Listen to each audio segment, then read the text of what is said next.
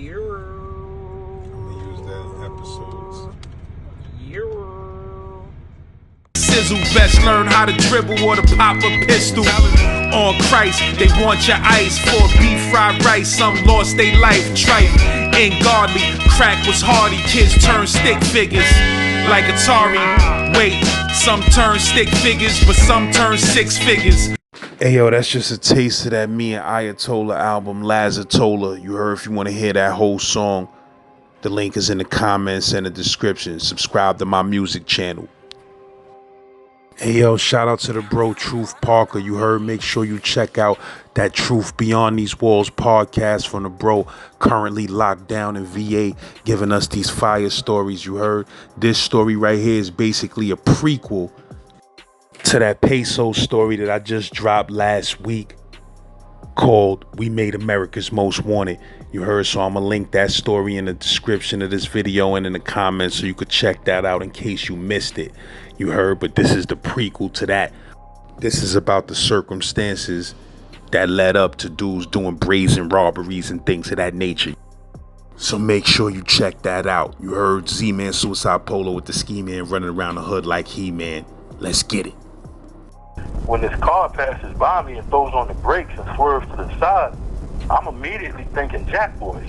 You know what I mean? And I'm saying to myself, you know, the very second whoever this is in this whip makes his way to this truck, I'm going to give him the surprise of a lifetime and light his ass up straight like that.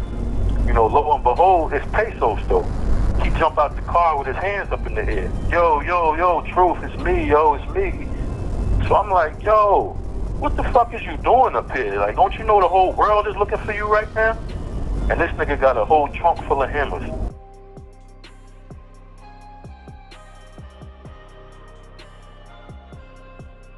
Yeah, check it out, man. I wanna talk about one of my closest homeboys, man, Pesos from Jersey City.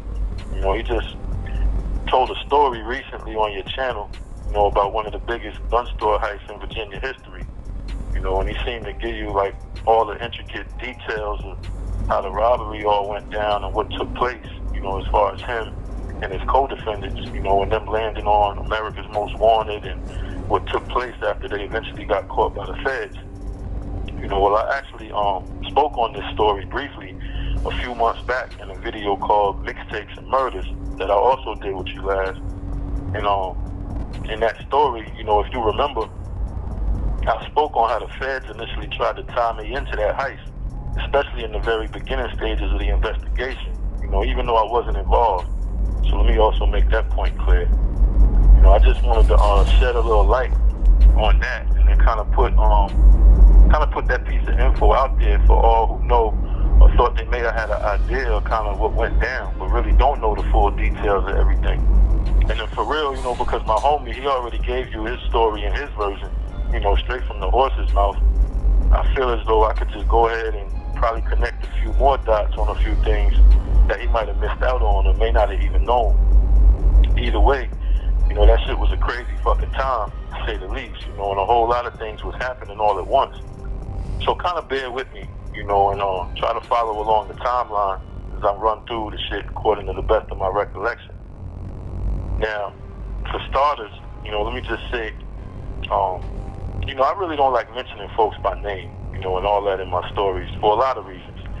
And that's just typically not how I do things. But being as though my man, he already put niggas' names out there, you know, and all that shit is public record and public information anyway, I'm going to just follow suit for the story's sake. Now, you know, with that being said, let me just start with saying, you know, my man Pesos, that's my homie for life, all right? You understand what I'm saying? Like, we got history. We done some things together. You know, we had a lot of fun together. We've traveled. You know, we made some monumental, unforgettable moments. You know, he's done some things for me on some real nigga shit and vice versa, okay? I actually signed him as a rapper, you know, on my independent label back then called Dangerous Records. And I was putting his music and his freestyles out, you know, through various big-name mixtape DJs at the time, you know, in attempts to try to get him a buzz going. The nigga actually, you know, he a beast on the mic, for real, no bullshit. And this was all prior to me becoming DJ for show. You know, this is when I was just in the streets of VA doing things. You feel me? Anyway, my man's Devion, I'm gonna just call him D. You know, he was like my protege at the time. You know, my sidekick. He was my worker and employee and my homeboy, you know, who actually wound up being one of Peso's co-defendants down the line. You know, he's actually the one who introduced us. You know what I mean? And I could tell instantly, you know, that this nigga was a down for whatever type dude. You know, he ain't play no games, and he's totally with all the shit. You know what I mean? Plus, he was from Jersey City, so it only made sense to scoop him up and put him on my team. Now, my man D, you know, he's from North too, Isabella Ave to be exact. And his family and cousins and uncles, you know, they thick out there. Come from a long line of gangsters, so it was real shocking to me when he did what he did as far as the telling and all of that. But I'm gonna get to that in a minute. Now D, you know, he ran my stores for me. You know, when I wasn't there or when I was out of town handling other shit, you know, he ran the highway for me too. And with me, actually, on numerous occasions. And he used to handle and he would receive like big packages, you know, weight, hammers, and whatever else I might have had coming in at the time. You know, he basically did whatever I might have needed him to do. No questions asked, no resistance, no hesitation. You know, we was definitely tight. And he was definitely loyal, you know, as far as I could tell at that time. Now, the dude named Randy, you know, who, according to Pesos, wound up being the nail in the coffin on their case, you know, for all of them. He was like my little brother-in-law. You know, I say that because he's my first baby mother's younger brother. You know, and I'm talking like real brother, not no made-up shit. They got the same mother, same father. You know, real blood brother and sister. And me and her, at this particular time, you know, although we wasn't married, we was a tight, you know, family unit, you know, close-knit. Raising kids, living together, you know, been together at this time probably 10, 12 years. So, you know, I basically seen her little brother grow up, you know, and I considered him to be my family too. Now, him and D, you know, they was also real close friends. They've been friends for years. You know, they went to high school together and all that. So, even in the midst of D handling business for me, you know, doing things and me trying to groom him, so to speak, to, you know, take charge of my operations and various things in my absence, Randy was around a lot of times. You know, he'd be present. And that was cool with me because, you know, like I said, I consider him to be family anyway. You know, I mean, he's my kid's uncle, for God's sake. So, anyway, damn, let me not forget the Spanish kid that Peso spoke about in his story. So, we used to call him Hoya, right, as in De La Hoya. And he was another real hothead, too, that hung around. He used to come around a lot with Pesos and Randy and D, you know what I mean? I never really had no close ties to him like that, but, you know, he has been in my presence more than a few times. And although I never really specifically gave him any jobs or things to do for me, I knew he was down to do whatever, you know, at the drop of a hat, too, on some just like, give me the word type shit. You know, to me, he kind of seemed like one of those dudes that was just waiting for an opportunity, you know, itching to prove his worth and probably try to knock a nigga head off or bust his ratchet off without even thinking, you know, if he thought that that's what I would have wanted him to do.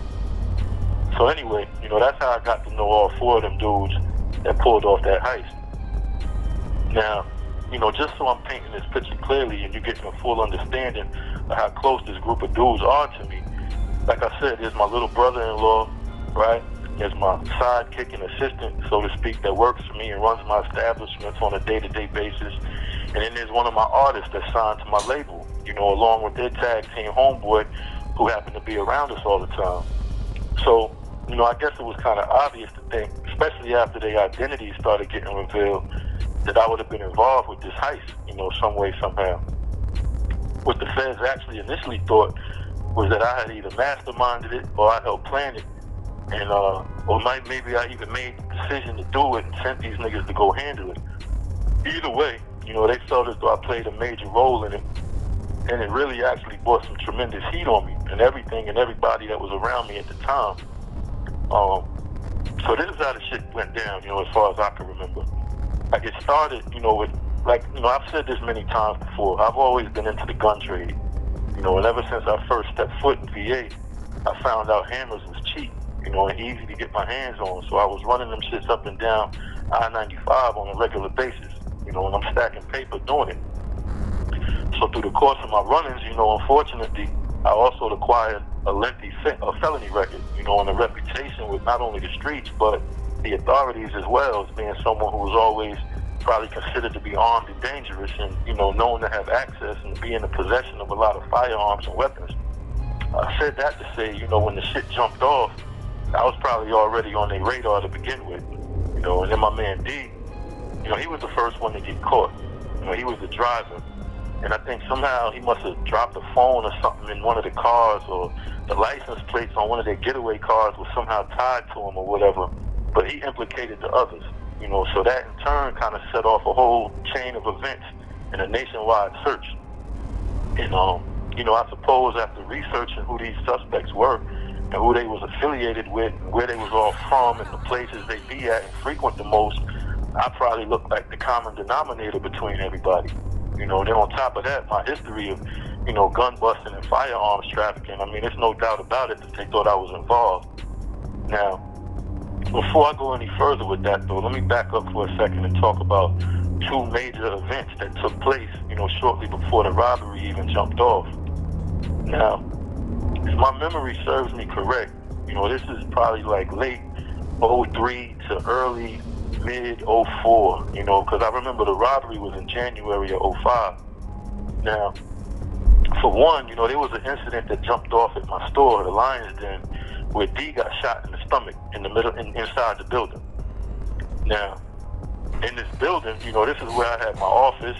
This is where I had my labels recording studio and personal lounge. Not to mention the actual store itself was on the ground floor. And, it was an evening. We was all, we happened to be in there. We drinking and smoking and all that. Things got a little out of control. When a gun got discharged and homeboy happened to get hit. So, it quickly turned into a frantic situation because, obviously the cops was called, as well as the ambulance and the paramedics. Well, I kept them all locked out the building while everybody inside the building was running around trying to stash their guns and my guns and whatever else illegal that happened to be out in the open. Now, it's weed smoke all in the air. It's liquor bottles all over the place. And it's a bunch of young black guys in there with dreadlocks and bald heads in the spot.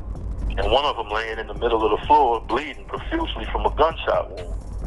So when I finally did open up the door for the cops and all that, they immediately rush in, and then rush us all out the building to start questioning us about, what exactly took place. So nobody's talking at this point, nobody's saying shit to them. And they getting upset, they getting angry with us, and they start making little threats and saying wild shit, implying that, like, this nigga might die, he's supposed to be your friend, and nobody want to help him out or give up any statements and shit like that.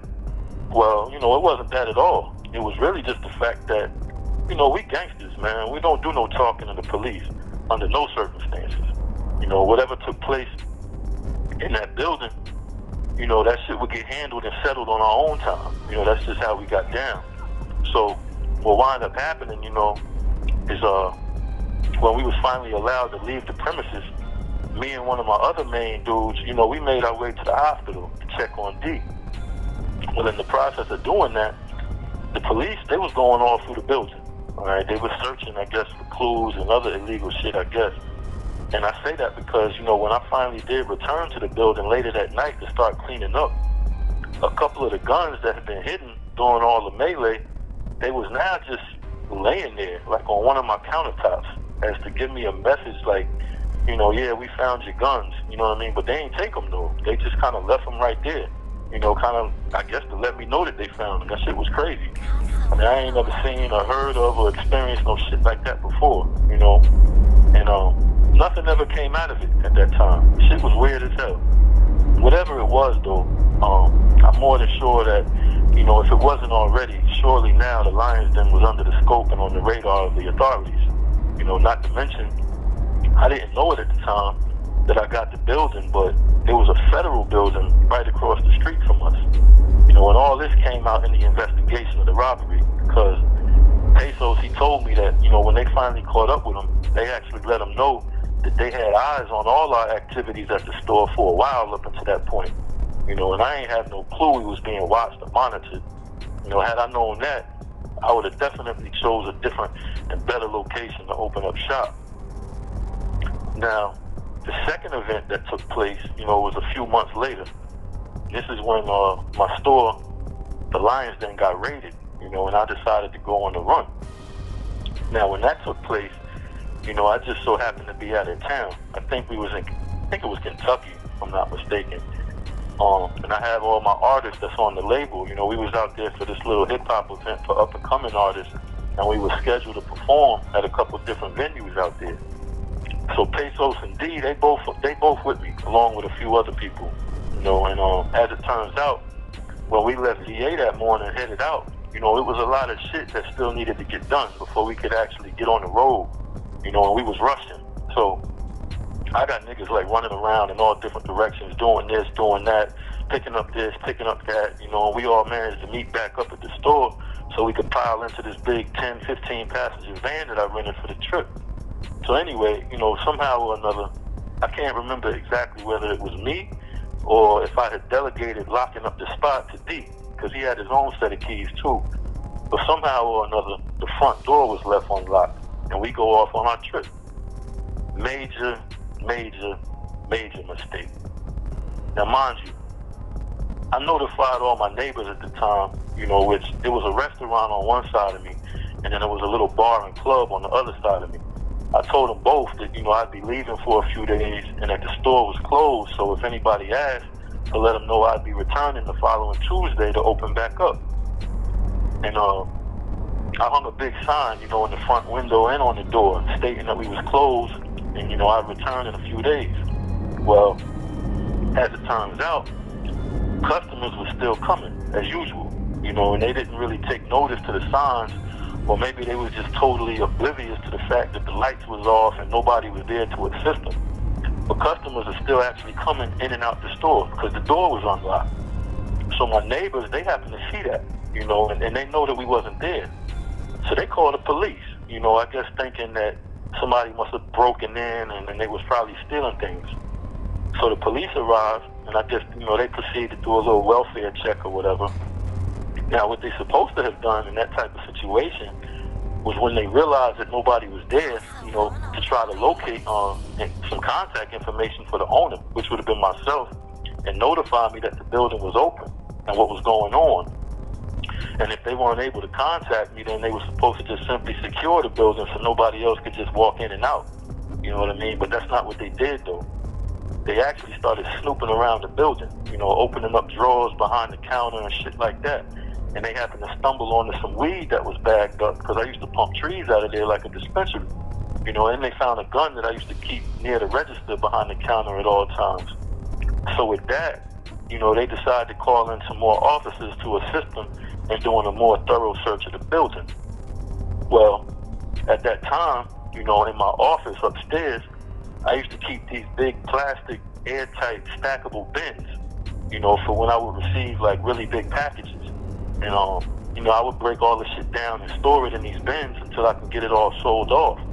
Well, I just so happened to have some work left over from one of my last shipments, along with, you know, a safe with a few $1,000s in it, several hammers, you know, ammunition and accessories that I always kept around and close by. So that wasn't nothing new, but, you know, upon finding all these things, I guess they felt like they had come across a hell of an operation, you know, and they was eager to make an arrest. So while all this is going on, you know, customers are still actually coming by the store. So now I'm getting phone calls from dudes, and they telling me that, yo, you know, the police is running around all through your building tearing shit up.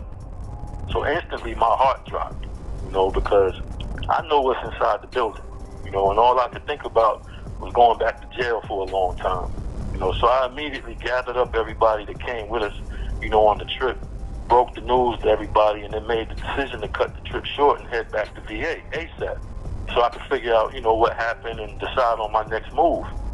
So we bounce. You know, we get back to VA, it's like the wee hours of the night. You know, when I sneak in the store from the back door so I can kind of survey the damage, you know, take a mental inventory real quick and get an idea of what was taken and what was left behind. So... You have 1 minute remaining. All right, we rolling. Good? Yeah, we rolling.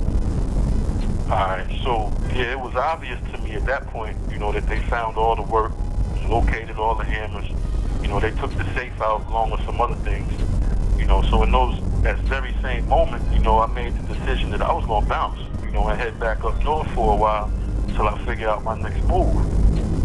Well, before I could leave, you know, that following Tuesday when I had originally the normal operations, the police decided to raid the spot again, bright and early, you know, right at my normal opening hours. I assumed, you know, that they planned on me being there to open and probably not know what took place in my absence. And I guess surprised me, you know, and catch me red-handed at the spot. Well, the surprise and the joke was really on them, because, you know, I already had the heads up, and I never went back to open that day. I was already fully in ghost mode by that time. So they actually went through the motions all over again. This time they was in full force though. You know, they was tearing up whatever they ain't get to tear up a couple days before. And you know, they had the news vans and the cameras out there and all that, making a huge spectacle, you know, of the whole ordeal. And then from watching the news that afternoon, you know, I found out that they had issued warrants for my arrest in accordance with everything that they had found in both the raids. So now I'm in the wind. You know what I mean? I'm back in Jersey. I'm ducked off with different homies, you know, couple nights here, couple nights there. I'm moving around like a ninja and shit. And, you know, a couple weeks actually turned to a couple months. And I'm still kind of lining up deals, you know, with a select few dudes that I trusted, you know, and I knew that would make the trip to come see me. And I would send them back down south with work, you know, and have to wait for them to return. So money was still coming, you know what I mean? But it was much, much, much slower than what I had become used to. And I was feeling it, you know what I mean? And I know for sure, at first hand, my niggas was feeling it too. So, you know, the store is closed at this point. The studio's shut down. Work ain't really moving the way it's supposed to be. So that in turn kind of left a few of my people unemployed, so to speak. And you know, Laz, man, when you're in a position where, you know, you basically feeding niggas, putting bread and opportunities in niggas' hands, you know, and looking out for dudes, because that's what I do, you know, and that's what I did. For whatever reasons, you know, when that shit stops abruptly, niggas is gonna feel that pressure, you know, and the wolves is gonna let their teeth start showing, trying to find other ways to eat, you know what I mean? And that's pretty much what happened there with that gun store heist. You know, even if those plans were being worked on prior and a long time way beforehand, I can almost guarantee you that it was those chain of events that really set that shit in motion, 100%. So, like I said, I'm on the run now, right, from the raid shit on my store, and I'm feeding niggas from a distance. You know, I'm trying to be careful and cautious and all that, and real selective, you know, in who I'm dealing with. And, you know, that's when them niggas went off and did that robbery. So, boom. Let me say this too, because, you know, anybody who's been running and ducking and dodging police, you know, they could tell you there's a certain type of paranoia and uncomfortability that comes with living like that. You know, it's a certain type of pressure that comes with constantly having to look over your shoulder all the time. And, you know, I gotta say, I felt it, man, but it wasn't really hitting the extreme levels until that heist jumped off. You know, what I mean is, you know, up until that point, I could still move around, you know, without feeling like my next move was gonna be my last move. You know, but then when them niggas start hitting the news every day, and I'm getting word that the feds is constantly showing up at niggas' cribs, and their mother's cribs, and my baby mom's place looking for me and her brother, kicking in doors all around Brooklyn and Jersey looking for Pesos and Randy. I mean, shit just started hitting the fan a little too close to home, you know? And I mean, prior to that, you know, I was really just dealing with the state authorities, but now this shit was federal, you know, and that's a whole different ballgame.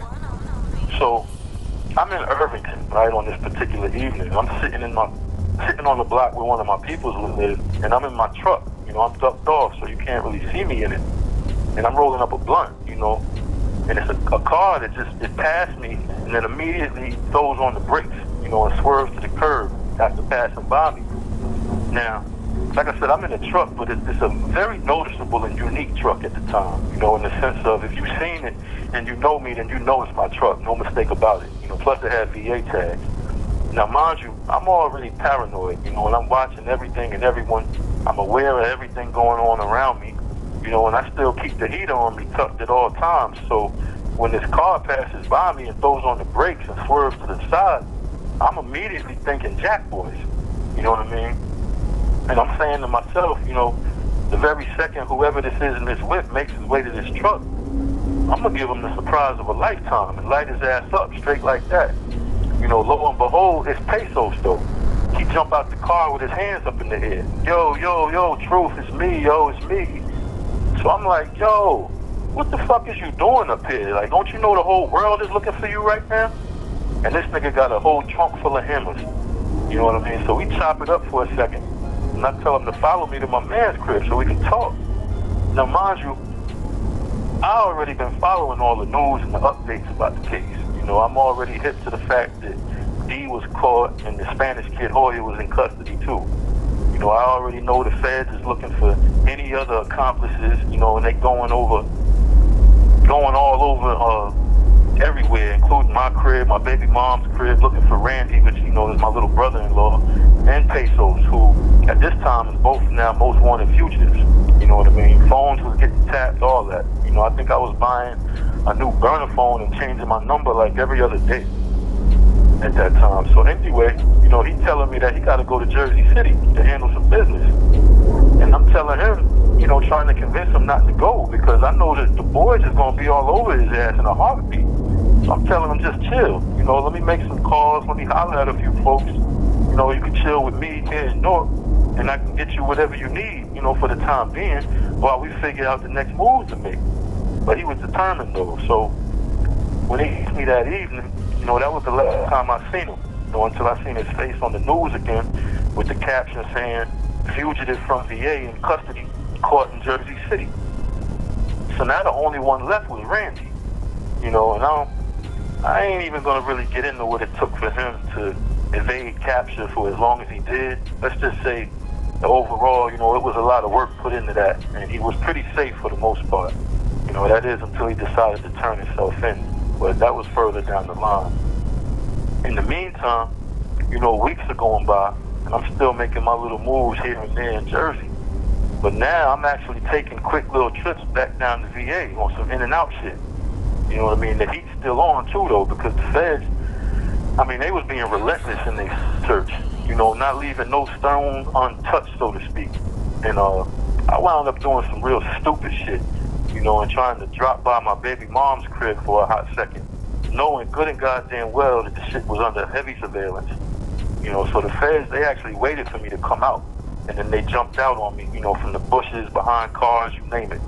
So they surrounded me at gunpoint, right at her front door and front steps, you know, served the arrest warrants on me from the store raids, and then immediately took me in to question me down about the robbery and about Randy's whereabouts. So the leading detective in the case, you know, he told me that he had a pretty good hunch that I knew all about the heist, you know, that I most definitely knew where Randy was, and he was pretty sure that I had access to a large portion of those weapons that were stolen. And he said, you know, he wasn't going to stop until he got this case solved, you know, and everybody that was involved locked up for many years to come. You know, he told me that the guns and the drugs and the money found at my store was light work, you know, compared to this robbery shit, and I was going to be facing football numbers for my part in it. Man, I laughed in that cracker's face, last. So, for what it's worth, you know, I got lawyered up ASAP, you know what I mean? And when it came down to it, you know, they ain't really have no kind of proof that I had anything to do with the robbery. As a matter of fact, it became a well-known fact that, you know, I was already in Jersey at the time it all occurred. Plus, my man D, who initially did all the telling, he never spoke my name in any of it. And why should he? You know, like I said, I ain't have nothing to do with that shit. So, no charges was ever brought to me for it, thank God. But now about the store raid, well, my lawyer, he was able to use the fact that, you know, because the front doors were open and it was documented that people was in and out of there prior to the police even being called, those things that was found, they could have belonged to anybody per se, you know. Plus the police did a lot of lying and fumbling the ball too. But they couldn't deny the fact that I was indeed out of town and other people had access to the building in my absence. And all that was in the police reports as well, so it kind of became a really hard case for them to prove that that shit was mine and tie me to anything other than the money, which, you know, by the way, isn't illegal to possess. After all, I was running a cash business, you know, and large sums of cash is normal to have on deck. So I skated on that shit. You know, all my charges was dropped and dismissed. as for the robbery, you know, Randy, he did eventually turn himself in. And then what happened after that, you know, between him and Pesos and D and Hoya, I mean, that's a whole nother story for somebody else to tell. You know, all I know is years went by, you know, and I eventually got caught up with this cold case homicide that I'm doing time for now, back in the day. And at the very same time I was coming in, D, he was also getting charged with a body of his own. So, you know, instead of coming home from the feds off that robbery like everybody else that participated in it, he's now doing a stretch for a whole separate cold case murder. You know, he never even made it home to begin with. And that's fucked up. So, you know, this is just one of them stories, lads, man, where I ain't really got no moral to this shit. You know what I'm saying? I think more so the lesson learned here is just to keep your goddamn mouth shut when dealing with them boys. You know what I mean? Don't make their jobs easy and don't give them absolutely no info. You know, if you out there living that life, doing dirt, killing and drilling, you know what comes with it. You know what I mean? Taking penitentiary chances is just what it sounds like. You know, it's a good chance you're going to wind up in the penitentiary. That's a fact. And that's if you're lucky. Because a lot of niggas wind up in a box, you know, in a graveyard with their faces plastered all over niggas' t-shirts and shit in memory of. That's all I got to say about that, man. Guys, you already know what it is. It's your motherfucking boy Truth, man. Big shout out to my homie Pesos, man. We made some major moves and monumental memories, my nigga. Dangerous records still live through us. You know what I mean? And my nigga Devion, hold your head, man. Stay strong. Hopefully some good shit come down the pipe for you down the line. Hoya, man, I hope you alright wherever you at. But yo, y'all don't forget to check out my podcast, man, Truth Beyond These Walls. Holler at me on the gram at Truth Beyond These Walls. Salute to all the realest niggas around, man, in every prison, every jail, every block, borough, street, trap spot, wherever, man. Last, hold it down. Holler back. One.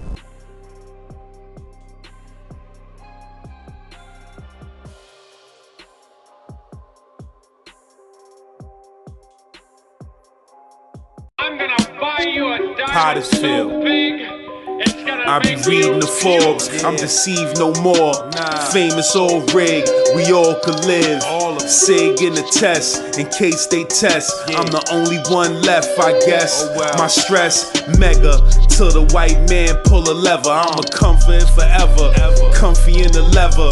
Weather all storms, kings and pawns. The rock those bings and dorms was on. LAZ, man, if you need a collab or some music promo, send me a DM at The Real Saint Laz on IG, you heard?